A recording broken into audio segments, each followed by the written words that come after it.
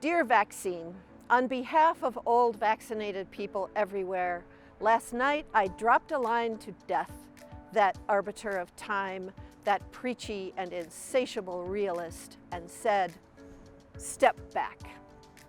The Global Vaccine Poem Project invites everyone to share our voices and to express what the vaccine means to us and our loved ones. It gives us a chance to pause and reflect on the challenges of this year and to imagine a brighter future. It's easy to participate online or by filling out a card and following one of 4 simple prompts inspired by Young People's Poet Laureate Naomi Shihab Nye's model poem. People can add their voices to our growing community poem every hour, every day. Dear vaccine, let me close the distance. Let me hold my grandmother's hand and kiss the wrinkles on her knuckles. We're getting closer to our Sunday gatherings and family cookouts, high fives, daps, and hugs. With you, dear vaccine, it grows easier by the day. I'm so glad I met you. If not for me, for them. What we need now is you, your voice joining the ever-expanding global vaccine poem. Help us reach our goal of 1 million responses. As we heal, we know that our way forward is possible together, arm by arm, voice by voice.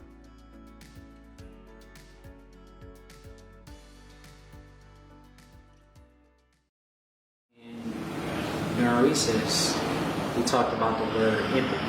Do you remember what empathy is? Empathy is when somebody has feelings. It is like either you can see it or you cannot. So why do you care so much about other people's feelings? If you understand how people feel and what they want out of their life, and when you see somebody coming up to you or somebody trusting on you, or they're guaranteed allowing to do stuff around you, and when you make people feel the way you want to feel in life, that's how feelings go around. When you see somebody getting pushed off or kicked off, and you see that, you don't walk away, because that day, that might be you. And the feeling that you evolve around somebody, that's the same feeling they around you. You don't put love around them or respect or anything. They feel like they don't have feelings anymore. And you look at them and you see how they feel in their eyes, and you go over there and make them feel better. You make their feelings come to life.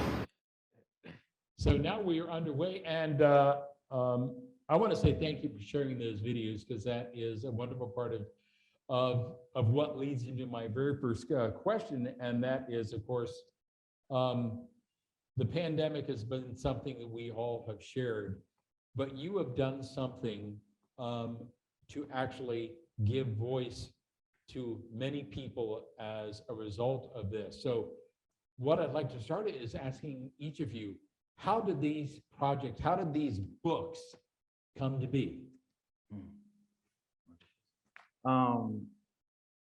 So what's very interesting is when the pandemic first happened, it was something that I couldn't comprehend or fully embrace, because no one can perceptualize a moment where you can't go to work, your children can't go to school, you can't leave the house, and there's a possibility for you to become very sick.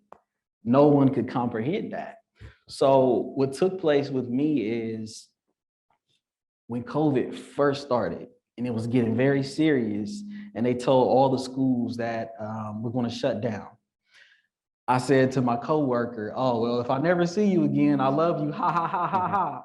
You know, it was a joke at first. But a month passed, they said, we're going to stay out of the schools for another month. Another month passed, they said, we're going to stay out of school for 2 months. And then they said, we're going to just wait until the school year ends, and then we're going to come back next year. I got a letter in the mail saying to me that we no longer need you at this school. So I was still in the school system, but I was no longer at that school. What happened was March 17th is my birthday. I stopped celebrating my birthday when I was around 18 years old because my grandmother died the day after. That was the last time I really mapped out my birthday. So during the age 30, March 17th is when COVID happened. And what was interesting was there was a young girl in the bio, you said the Donte de Mariah bio, a documentary that I had did. There was actually a painting here of me and her. And my goal for my birthday was to surprise her and bring her to this space so she could actually see the painting. But when COVID happened, I could not come here. I could not engage with any of the children that I made so many promises to, that I engaged with. As you see, like the video with the young girl, I promised her that me and her could talk at least once a week. When you have a child that is that articulate and in tune with their feelings, and you can't feed that, you worry and wonder what is happening. Not saying that I'm the hero or any of us are the heroes and we solve every problem, but when you find somebody has a gift and there's no way for you to connect or communicate with them, especially when it's children, it's one of the most painful things. And in turn, that motivated me to write the book about that story. That story is actually the very final story in my book. But I wrote 22 different stories about moments that are very impactful and moments where I learned about myself and where I felt other people could be invited to the conversation so they could also learn about what I've been through, what the children been through, and what COVID took away from us. Yeah, well, that is like an amazing, like you said. So here is a story that is very local in Columbus, but the thing about the pandemic was it affected the whole world. Correct. And David, you and your colleagues set out to engage the whole world in telling their experiences about COVID. Yeah, we did. It's fascinating, Donte, to hear you talk about the impulse to reconnect, somehow find a way to bridge that distance that was enforced in COVID with the students you cared about, with the relationships you had. So my good friend and colleague, who is the co-creator of this project and co-editor, is right in the audience, right here, Tyler Meyer from the University of Arizona Poetry Center. And he should be on stage with me, but he says, I'm not working today. And he called, Tyler, as Tyler tells it, he had a meeting with the arts councils in Arizona. And they're asking, how can the arts help promote the vaccination effort, which was seen as the quickest way to get us back into connection with one another. And Tyler thought of reaching out to me and called me up and said, would you do this with us? You and I create a global poetry interactive project. We've worked on some global poems, interactive poetry websites before at the Wake Poetry Center using a tool that we call Thread. I like the idea of threading, people together by following a prompt and sharing your voice, putting it on a website, growing that gallery of voices from a community, from anywhere. So instantly I said yes, and we reached out to Naomi Shihab-Nye, who is truly one of the most generous global ambassadors for poetry, beloved poet, Young People's Poet Laureate, appointed by the Poetry Foundation. And I love this story that as we were pitching this idea to Naomi, she started writing the poem in the middle of the Zoom call. She's like typing away. Dear Vaccine, who doesn't write letters, right? Who can't write a letter? So the idea is to demystify poetry as well. Make it something that we all have that human right to make leaping thoughts, to find memorable language, to capture feelings. And then when you share it, you create this connection. If you hear my poem and say, I know what you mean, then all of a sudden there's a little bit of an intimacy between us. So we worked with a design firm in Kent, Ohio called Each and Every, which we've been working with for many years now at the Wick Poetry Center, and built this website, like so many things during the pandemic, quickly. In about 3 weeks, launched it at the end of March, just as the vaccination efforts were going public. And as you saw in the video, made little printed cards that we could hand out at mass vaccination sites, little pop-up stations. and banners to invite people to reflect on not just the vaccine, but what this pandemic has meant to them and what they're missing and what they hope to return to, or what better world they hope to make from this crisis. And the website took off. I think it just hit a nerve. It hit a nerve. And it provided, in some ways, a way for people to speak to one another in that intimate voice of poetry, even though they're so far apart or they don't know each other. So strangers become threaded together in this sort of chorus of voices that grew and grew on the website. Eventually, over the first 3-4 months, from 118 countries and every state in the US, and we now have nearly 2,400 poems on the gallery page. But what's interesting about poetry is that it's both ultimately, accessible in this collective large sense, but it creates this one-on-one intimacy. If I hear a poem that I love and I hear that voice, then I feel a connection with that person. So I think our impulses were also the same. We were missing our students at Kent State University that were the interns and that were students in our classes at the Wake Poetry Center, completely unable to connect with them physically. And that this project became a way through voice to reach out and connect with one another.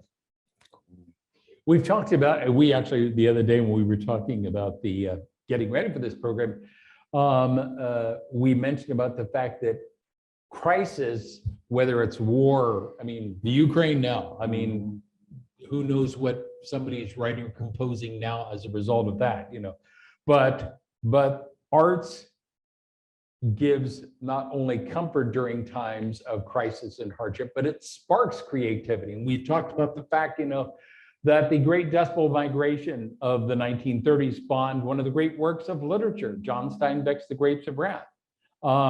That the McCarthy era witch hunts and everything and blacklistings inspired Arthur Miller's The Crucible and the Kent State shootings.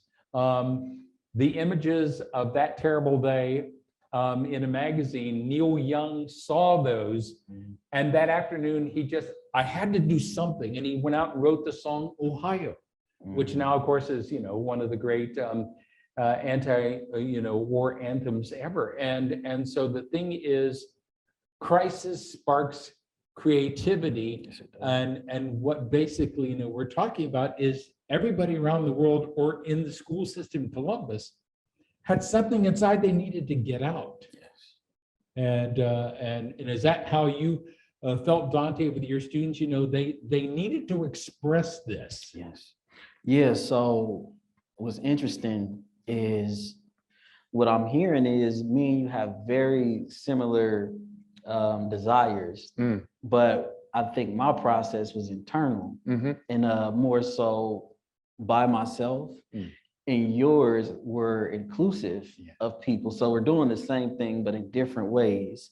With me, I had to really dive deep inside of myself during COVID. I'm thinking about all the children that I work with, how I miss them, how once I get back into the school, I'm going to keep my promises and be a better adult. One of the things that I had to think about was how, as much as I loved being around them, I had time to reflect on who I was and how I engaged with them and how I wasn't always the best adult. And sometimes that comes from things that you're already going through, things that you're feeling, and you don't recognize how much of an impact you have on children until later on, or when they say something to you that you don't like, or when you realize you get exactly what you want, you're not satisfied or happy with it. One of the stories that I talked about in my book was a kid that I overpunished. And before I jump into that story, I want to remind people that when I was younger, I was very quiet, isolated. I guess you could say I was introverted. In 7th grade, I had a teacher that made me feel so insignificant every single day. And the reason I felt that way was because of the things she would say, how she would respond to me. She would always put me in detention, and I had no idea what I did. And I felt anxiety. I felt fear just walking into that classroom. And I said to myself, I will never, in my life be anything like her. So a new student comes to the school. Him and his brothers come. His brothers are, older and younger. He's the middle. So the first time he gets there, he's real animated, excited, and happy. And I'm like, okay, cool. This is great, because I like to interact with kids like that. As we go into the office, I get all the information that I need, and I get paired up with him to walk him to the classroom.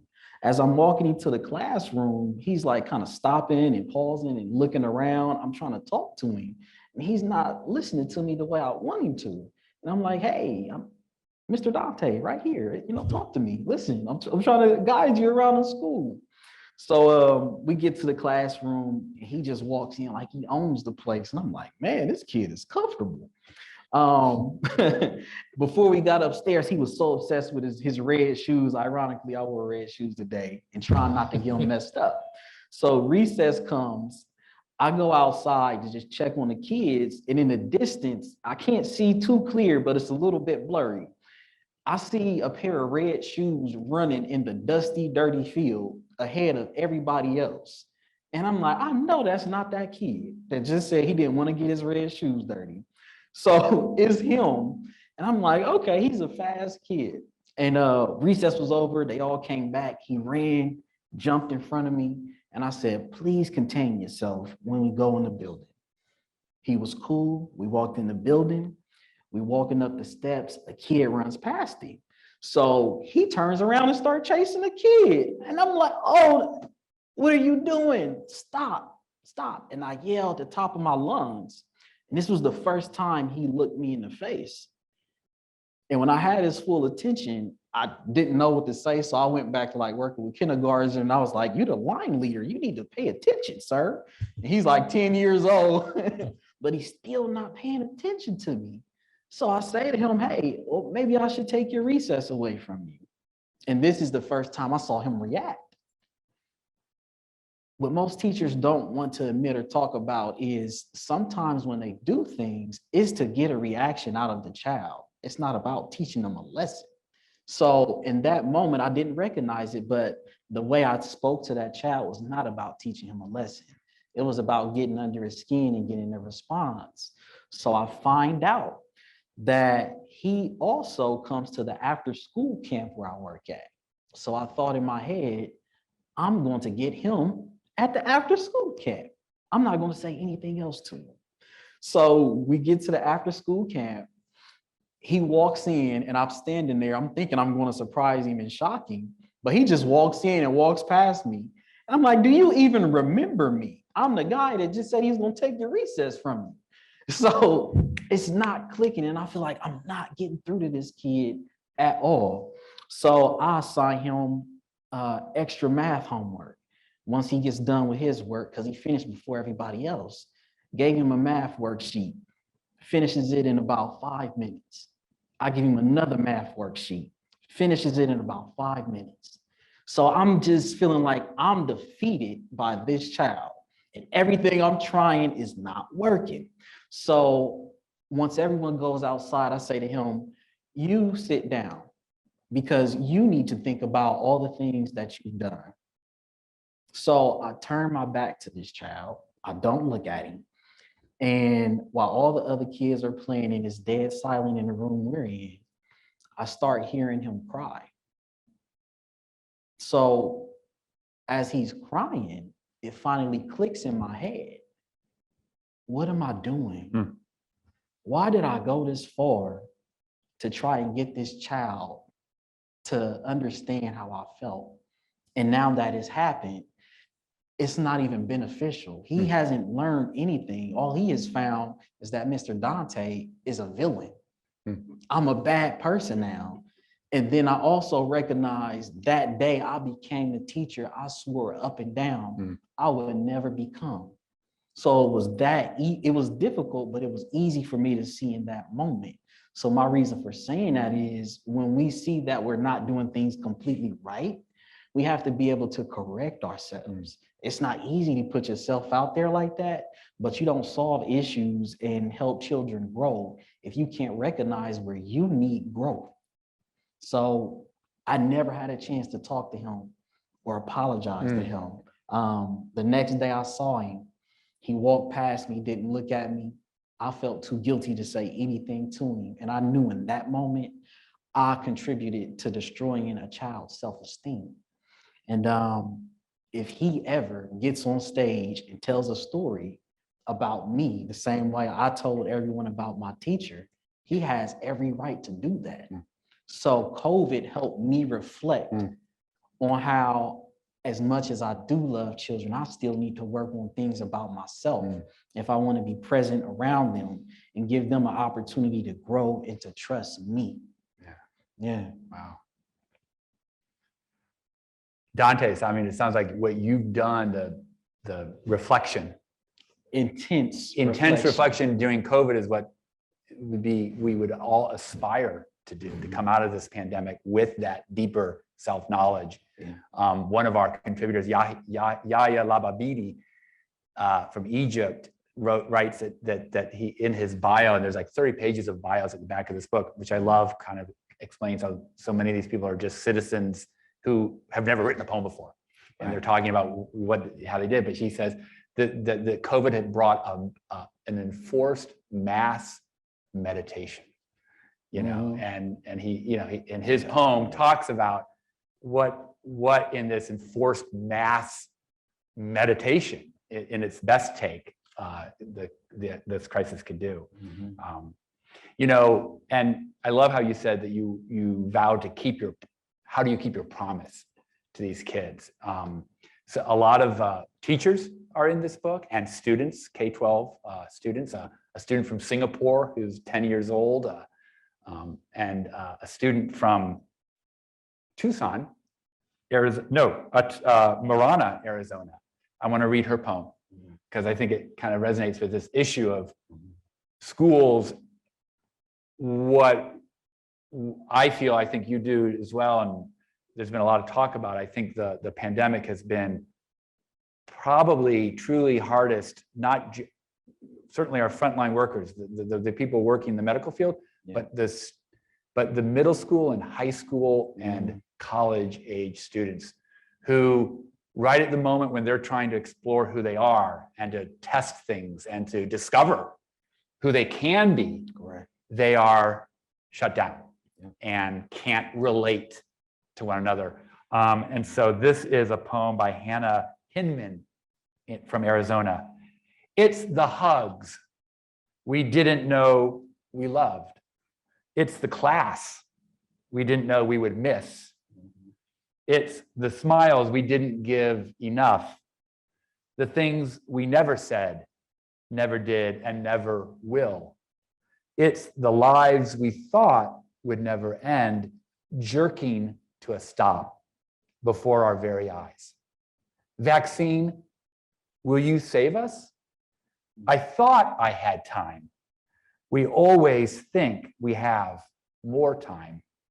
Vaccine, please give us more time. That's a reflective, that's a child in high school reflecting on making something out of this crisis to raise her consciousness, to change, maybe to come out of this pandemic in a different way, which is all we can hope for when we are given that challenge, given that crisis. Yes. Of course, one of the things that I thought about, you read that thing, is like younger people, children, etc.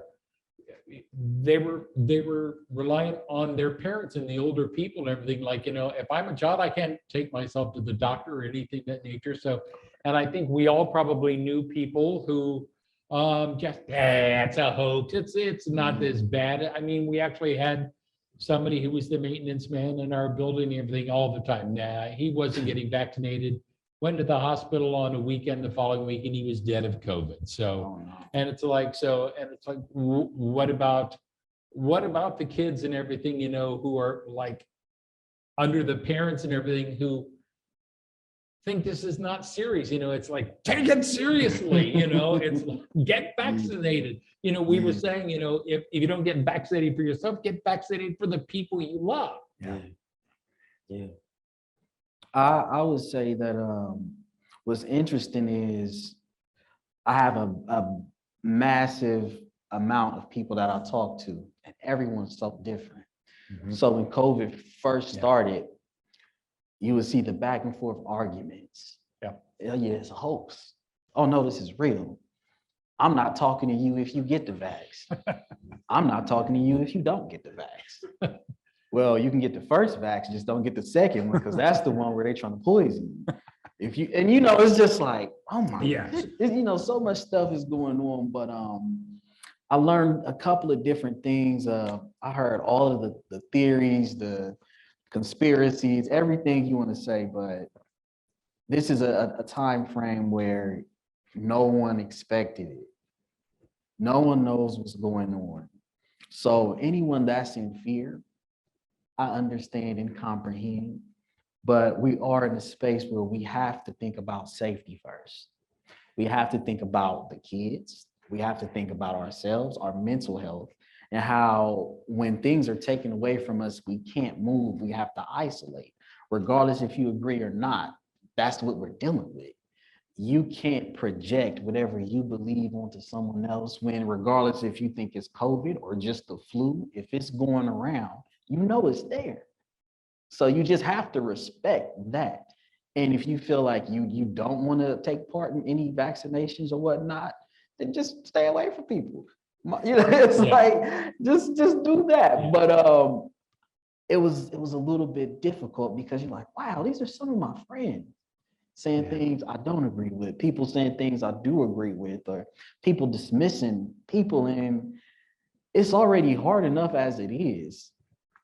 I just wish that everyone could find some type of compromise and understanding before we condemn someone. That's the main thing that went through my head this whole time. And that's why I wanted to pay homage to the kids through my book, because I knew that they were the last to get the vaccines out of everyone else.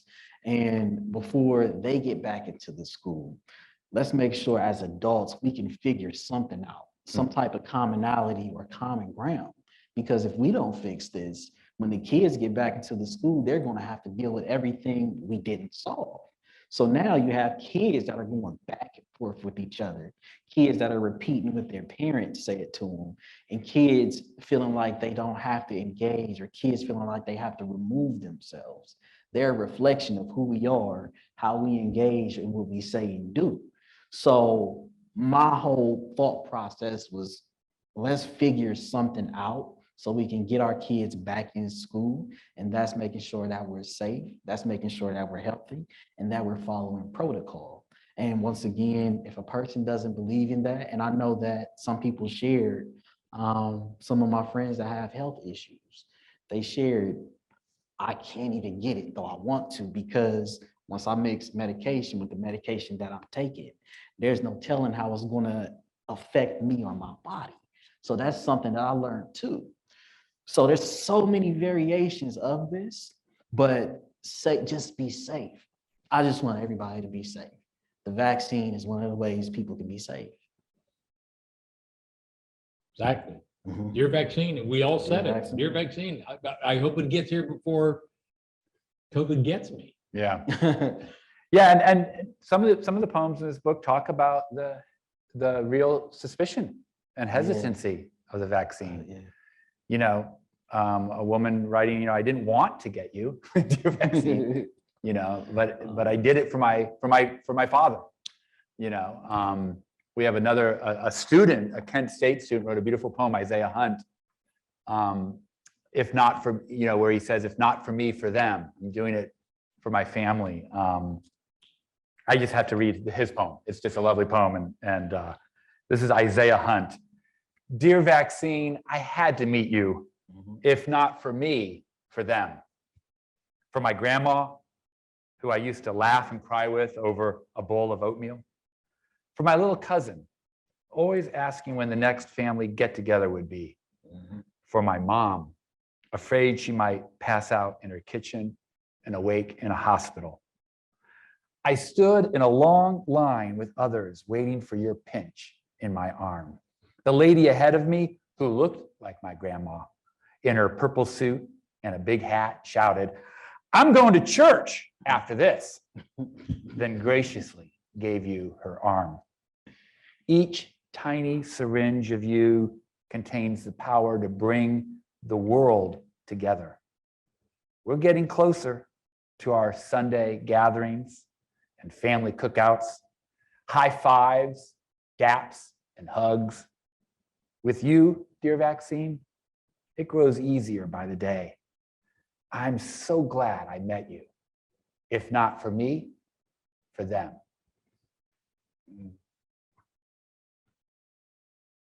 Wow. Well, I wanted to ask, we do have, I believe, a microphone. If anyone in the audience has a question for David or Donte, or anyone who's watching virtually, if you want to send a question, and one of my compatriots up in the booth can give the question to us, that would be great. Anyone at all? Any observations or comments? I mean, one of the things about this whole pandemic thing, again, is that we were experiencing. He's got his hand up right there. I would ask David, can you repeat the question so that the audience at home can hear it before they answer for your mic? Right, when you repeat his question. Oh, repeat Yeah, it. this young man's question right here. Yes, sir. Yeah. Yeah. So what did you feel like, when did you feel like there was a general shift in emotions from that type of worry and sadness, and I guess your respective circles to a sense of hope, or do you feel like that we haven't reached that emotion shift as of yet? And I don't know if I heard that question, even though I have. I can repeat it. I can repeat it. Okay, David, repeat it. So the great question in the audience is what do we experience as the shift in emotion over the course of this pandemic? Has it been, to a kind of optimism, or not? And what has been that trajectory or that curve of emotions and state of mind, that sort of mental health? You go first, Donte. So I would use myself as an example. And this goes back to what I was saying about my birthday and not celebrating it. What's interesting is when I first learned about Ohioana, I went to their website. And on their website, it had red letters and it said, Ohioana is shut down March 17th, my birthday, until further notice. And this was 2020. And I'm like, I cannot escape my birthday at all. My goodness, just always something happening. So as I was writing the book, I was dealing with a lot of depression and uncertainty and discomfort. I wanted to stop writing the book. I felt like it was senseless. I felt like I was never going to get back to what I wanted to do. And when you have a lot of time to reflect, you can start to antagonize yourself. You can tear yourself down, rip yourself apart. You can say things about yourself, things you wish you did, things you wish you said to people that have passed away, and you just remember them, and it just brings so much sorrow. You have all of these different moments that pop up out of nowhere. And I felt all those things. And I could say that I'm feeling a little bit better as of now that I get to be on stage around people. When I found out that the event was going to be virtual, at first I was a little bit upset because I'm like, man, I wrote this book during COVID. Nobody's going to know it exists. No one's going to get a chance to hear about it. But lo and behold, I'm sitting on stage virtually and in front of people at a place I'm very familiar with, sharing my story. So for me, it just goes to show that even though I felt those things, I wasn't the only one. Everyone had to work together to figure something out. And once I started to believe and to let things go that I couldn't control, but the things that I could and the people I could connect with, the opportunities that came about and the chances that were given to me, taking full advantage of those things, that is what helped me find my way out of that COVID drought and have a sense of hope. And I recognize that also worked for other people too. Some people were so caught up in the back and forth that they didn't put much energy and effort into their own personal lives or come up with a game plan for what they were going to do once it was over with. So I would say the people that had a difficult time, some people that were so caught up in it, like I said, the back and forth, whatever it may be, if they didn't take that chance and opportunity to say, we're all going through this, and as time passes, I'm going to figure out what I'm doing once we get back to a sense of normalcy, I think those people may still have a little bit of issues or problems with finding that hope, but I'm assuming they're going to find their way out of it too. But for me, thankfully, I came to a space where I could just embrace what I had. So I'm on stage with both Davids, you know, the 3D. Double vision. Yeah. And it's, it gives me hope. As much as I antagonized myself and thought I would never have a chance to just talk about my book, look at what's going on right now. And I believe that if most people had took that type of ideal and way of thinking, they probably wouldn't be on stage talking about their book, but they would be doing something that they could look at and say, I'm so glad that I decided to do this. Wow. Yeah, I think my experience of the pandemic personally has also been a roller coaster, like I think for so many people, and times of feeling deflated and depressed and unhopeful. You know, and fortunately coming out of those troughs, sometimes with phone calls or, you know, somebody reaching out to pull me out so that I'm not feeling alone in those feelings, but sharing them, you know. And I think ultimately making art, especially for me, writing, sounds like Donte, the work of writing this book, all writing inherently has some hope in it because I can voice it. I can put it in front of me in language. I can face it. It's not just inarticulately pushing me from behind, feelings I can't grasp or understand. And I think, you know, people have commented, written emails to Tyler and to me, thanking us for taking that moment of pause and finding words to slow down and reflect and speak about their pandemic lives through this project. And even when we write about what is troubling us and what is deeply troubling, there's inherently some hope in having to author it. You know, the word authority, to have authority, it has in it the word author. So if I can author my own life, at least I can begin to make some conscious effort to raise consciousness to change what is problematic and troubling.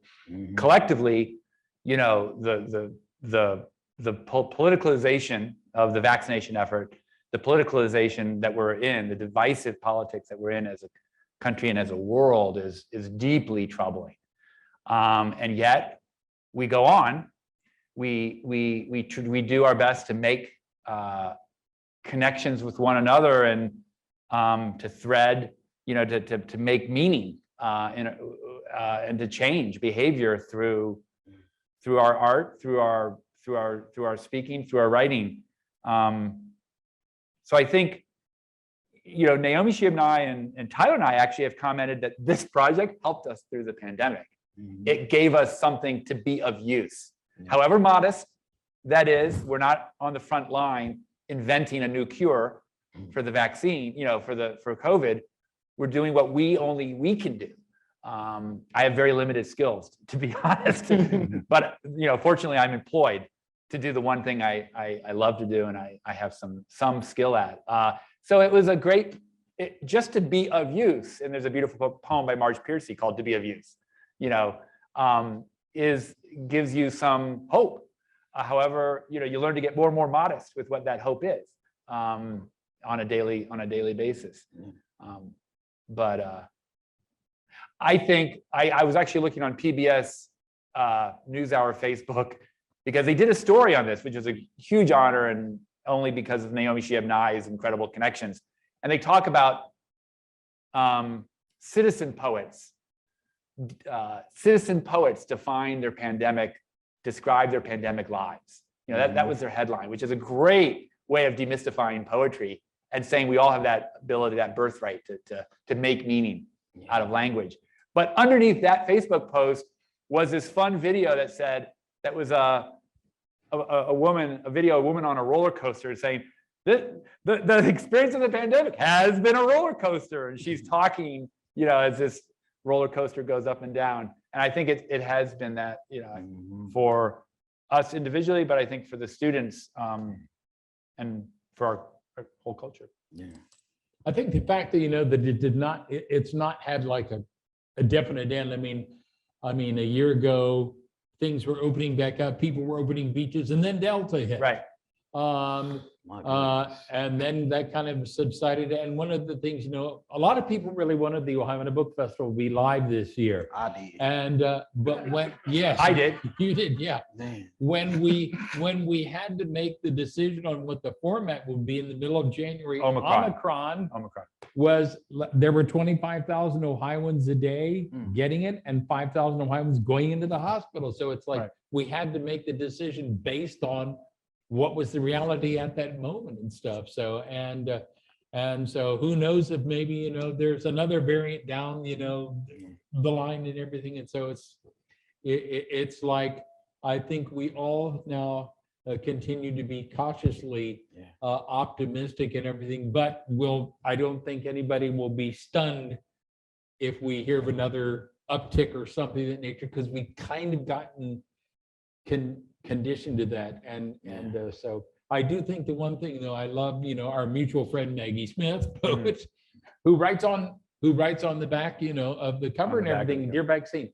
Our grandchildren will be talking about this time.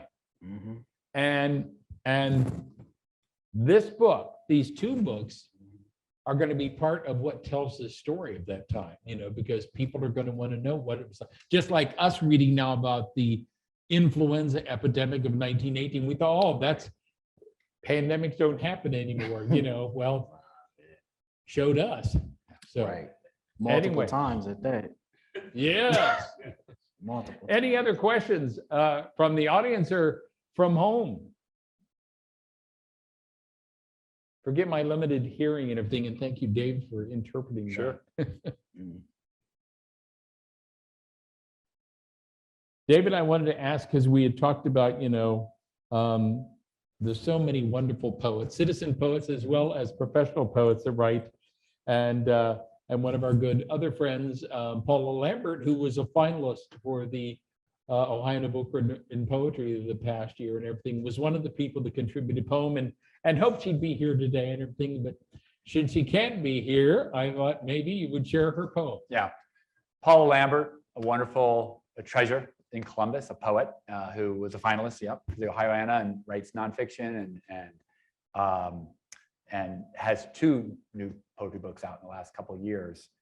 Has this beautiful poem in our book, and it goes like this: I've learned how much I love to be alone, how much I've loved being alone together. Still, it will be good to be back in the world when we're ready, when it's safe, secure in knowing that even untethered, the space between us was always its own kind of love. I love how in that poem, you know, even untethered, the space between us was always its own kind of love. You know, like all good poems, it just makes you, I don't think it has one meaning, but to me, it evokes this idea that, again, defining our lives as in our relationship in space and time and in relate to others, whether it's, you know, this far apart or that far apart. We remain in relationship to each other, whether we are seeing it or not. Whether we're tethered, whether we feel tethered or not. And ultimately, it all comes down to love, which is, I would say, a gravitational pull in our lives. You know, I love this notion that to grieve and to praise are both expressions of love. I was just thinking driving down here. I mean, what a tragedy to go through one's life and have nothing to mourn. If you don't love, you're not going to grieve the loss of something. So when I hear Donte talk about keeping his promise to his students in this pandemic, what I hear is your great love for your students, and that's a beautiful thing. And you know, I think the poems in this book, and I think the reflection that, if we're lucky, people can be doing, have done, and continue to do during this pandemic, perhaps is one of deepening our sense of an awareness of our relationship, our loving relationship to one another, what tethers us to one another. And certainly the virus, and the science of the virus, definitely displays for us how unseen or not, we are infinitely connected to one another, fragile with one another, can infect. If we can infect you with an unseen virus, what about affect you with my love, with my attention, with my focus? So I just think, you know, I think of this word porous, that we are, our lives physically, but also our sense of ourselves, our identities are more porous. We're very, they're porous. There's a kind of myth of I'm me, I'm Donte, and we're separate. But I think that porosity of love and of harm that can move back and forth between a 7th grade teacher and a student, that becomes fortunately what you did is you turned that 7th grade negative experience into one of your great teachers in your life. Without that teacher knowing it, he taught you how not to be. And you spent you're doing that now, right now in the schools. So transforming that grief, that trouble, into something that feeds you. Wow. But what about, I didn't mean to talk that long. No, that was powerful. And just to add on to that, that was the moment I actually let that go. Once I realized that I passed it along to that kid. What's unfortunate about it is it was passed along, but it taught me a lesson to never, ever do that again. And it's just, it's a little bit painful to realize that you can play a part in that role of hurting someone, especially if it's a child at that. But like you said, the process of grief, love, all of those different things play a role in who we are as human beings and how we engage. And sometimes we forget that all of it is a collective of how we engage and how we discuss, how we understand, how we talk. All of those things play a role in that. So it's just important that we're reminded that it happens. And once we know, that's when we can do something. Now that I know, I wrote that story in the book. I hope he reads it. I hope he reads it and he gets a chance to see that I can acknowledge how I played a role in harming him. And if he gets mad at me, never forgives me, I have to take that. I have to understand that for me to make an impression or a change is to let it be known, once again, I'm not always the hero. It's like knowing in your mind that you're Batman and you save everybody. But a couple of people could say, well, you're actually the Joker. You're causing massive chaos and hysteria. And where we are, we don't want to come to the school because you're here, Mr. Donte.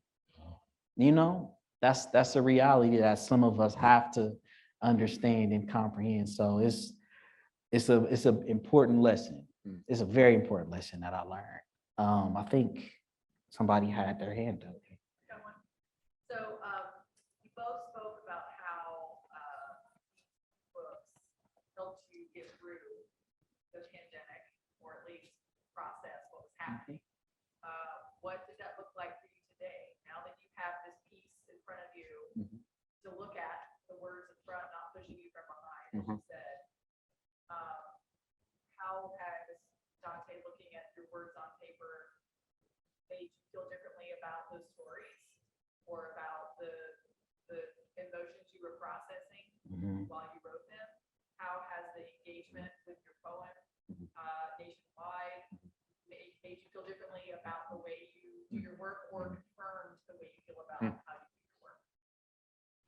repeating all that for the audience. Yeah. So how has our books and the work of making these books changed how we envision our futures moving forward and how we work our way in the world? What transformations have happened in us? Yeah. So what I can say I've learned from writing the book is to remain as authentic as possible. That's because of the stories I wrote, but also the process that I had to go through to get the book completed. In the process of writing the book, me and my editor had sat down with each other, and she had shared with me that I'm going the self-published route. And I'm like, isn't that just being published? She's like, no. So there's a difference in being published and self-published. And she taught me all the bits and pieces of everything that I need to make sure that my book gets out there. The cover, the side of the book, the font, the proofreader, the person that checks over the grammar, just all of these different things that you had to go through. And she has shared with me too that, even with that, still with the self-published title, people may look at the book and not see it as a legitimate book. And that upset me. Also, she had shared with me that it's a little bit difficult for Black authors in general to have opportunities to put their stories out there. If you're well known and people know who you are, it's much easier to be embraced, period. You can do any project you want to do. You can write a book if you feel like it with no knowledge or information or desire to do so. But if you write the book, since you're known, it's a lot easier for people to digest and understand and recognize. As I was writing the book, she said, Donte, I need you to speak in your dialect as you're writing. So that means the way that I speak, the slang that I use, the environment that I come from, she wanted me to keep all of those things in the book. And I had asked her if that was okay. She said, yes, because you're talking about children that you work with. And I've said to her numerous times, I feel like the children that I work with are constantly talked about, but no one ever comes to the environment to see those children. It's very easy to place labels on them and who they are. But as you see with the video that I showed, that conversation that I had with that young girl, I have conversations like that with every single child in the building. Every single child that I sit down and work with, I have conversations just like that. But the overall perception of the children that come from that environment are the labels that are attached to them. And, that's poverty stricken, that's they live in a food desert, they're emotionally disturbed, they deal with abuse. There's nothing wrong with understanding that children go through things, and I appreciate when people do that. But sometimes we can't see who they are as individuals beyond the labels that get placed on them. And we had the conversation, me and my editor, that I have to be honest with who I am and how I engage so people can see that you can't strip a person of their identity to make you feel comfortable enough to go where they are. You have to remain authentic at all times, whether it's you writing your story, whether it's you telling your poem, regardless of what it is in life. And this process and pushing through that let me know I have to remain committed. I had to go through multiple editors because some of them said, no, I'm not going to co-sign or write in that dialect because it's improper. But this is how me and all the children talk to each other. This is real. And you're going to dismiss me and turn me away after the whole world has conversations about diversity, equity, and inclusion, but you can't understand that I'm giving you the rawest, realest version of the experiences that I can give you, and you don't want that. That's scary. But it also taught me that I don't have to care about that. I have to keep on pushing, and I have to be who I am, and I have to write more books in my dialect and invite those children, just like I did with the video, actually bring them to the stage with me so people can see. you know? So authenticity at all times is what I learned from this process of writing the book and being able to hold it in my hands and say that I finished this creation of mine that I never thought would exist. I would just real quickly chime into that, the word authentic.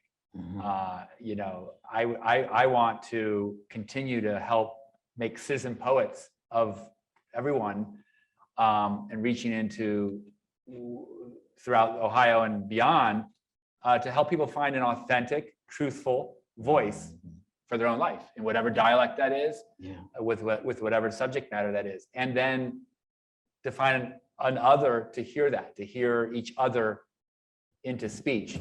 You know, we're not speaking alone in a vacuum, but we're actually, our authentic voices are heard by another. So I think expanding out through this book and through our continued work, which I hope continues to collaborate with Tyler Meyer at the University of Arizona Poetry Center, you know, expanding out to, you know, democratizing voice, you know, making voice making the making of poems and finding authentic speech available for everyone. Yes. So I would chime in with that.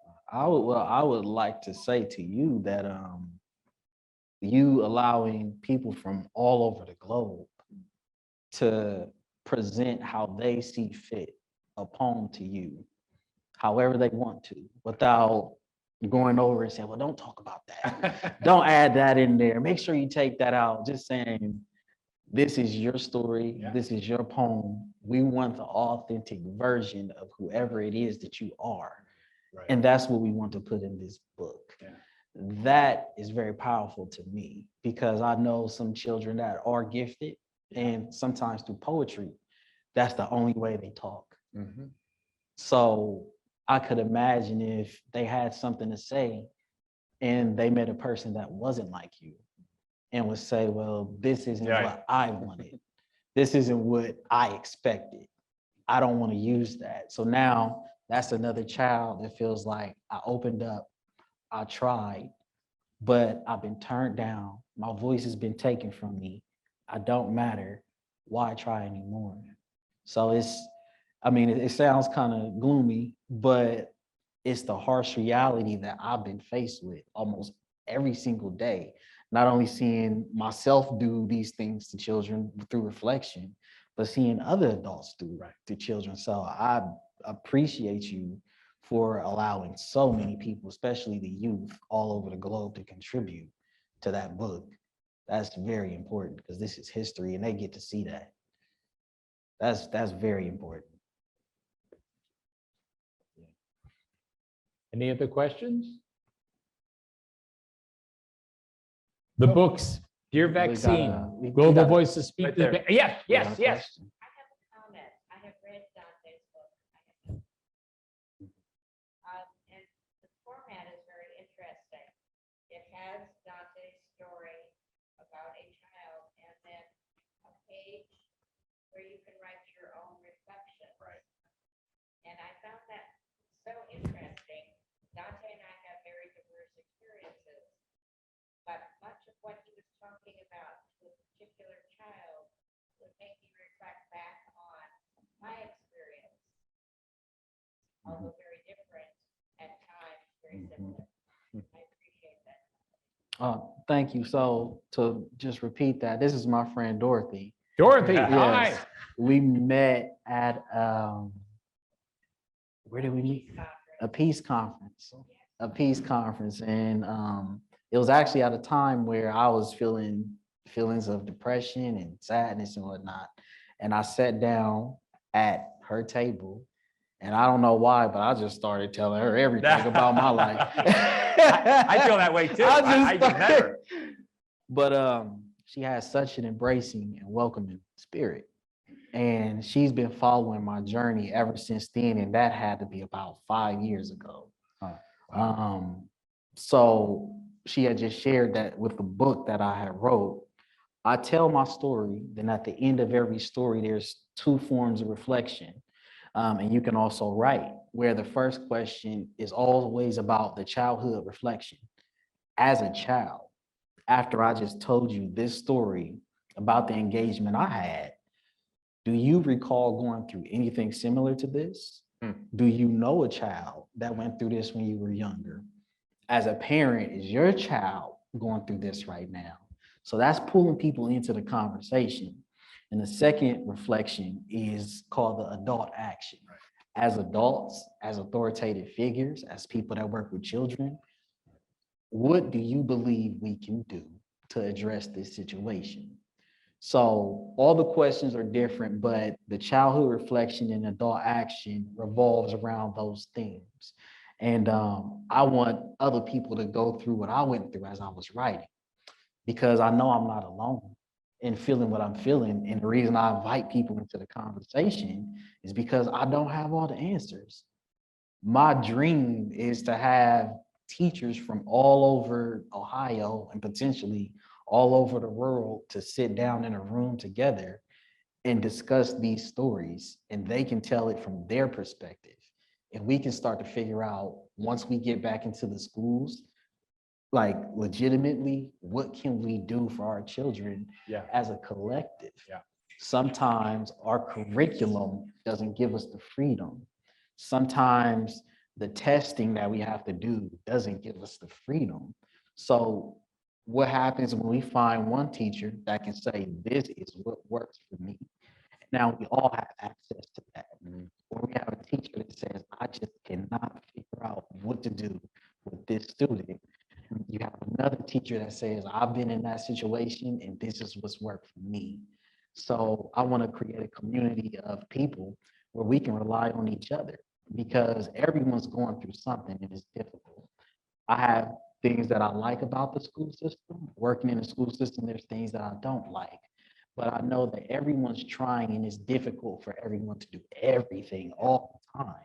I know you experienced it where it's like, I want to do this. Can I do that? I'm not allowed to do this. This is the restrictions. This is what I'm thinking on a unique creative level. But sometimes we can't do everything. But what happens when Donte and David connect with each other? What can we do Good idea. now? What happens now when we connect? So that's why I made sure I gave people a chance to reflect, because a lot of people tell me that they picked up the phone and called someone. Like, I called my cousin or my brother or my sister and asked them, do you remember that day when we were kids and I got mad? Or just a story in general. And they'll say they've had like an hour conversation with each other. And then they finally figured something out that was never discussed before. So I want that. I want people to talk to each other. I want people to understand our children, and I want something to happen. Dorothy, thank you for whatever you did to play a part in this man's journey, because we're just delighted to have you here. He did not need me to make his journey. He's pretty awesome. Thank you. For those that don't know, he is also an artist. He has submitted a film to an international film festival in Turkey. Wow. Yeah.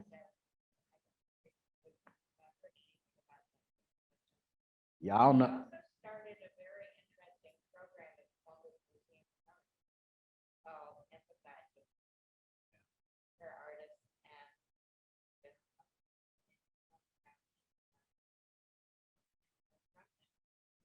women that came to speak at is one of his empathizing things. I've gotten in contact with McConnell and Fitch, but her artist works on t-shirts. Would never have happened without it. She is bragging about me. My goodness. I love it. Thank you. I really appreciate that. Thank you so much. Thank you. I want things to happen. Just as you do with the stories that you collected from people. When we collect real life narrative stories from people. We give them a chance to speak about what they're going through. That opens up a brand new conversation. Imagine what it does for a person that never had a chance to speak at all, Yes. that finally gets the opportunity to do so, and they feel heard. One of the reasons people get so angry and frustrated and feel like they have to shout and yell is because they feel like they're not being heard. But when we provide spaces for people to become authors with their poetry, we reflect on children and give them voices to people they may never get to talk to. We create a program where we take all the authors in Ohio and give them a platform to share with everyone what it is that they're doing and what their hopes and dreams are with the book. We give people a voice. And that's when a new conversation starts. Thank you for conversing with us today. David Hassler and Donte Woods. Spice, would you please join me in thanking them? Thank you. Thank you so much.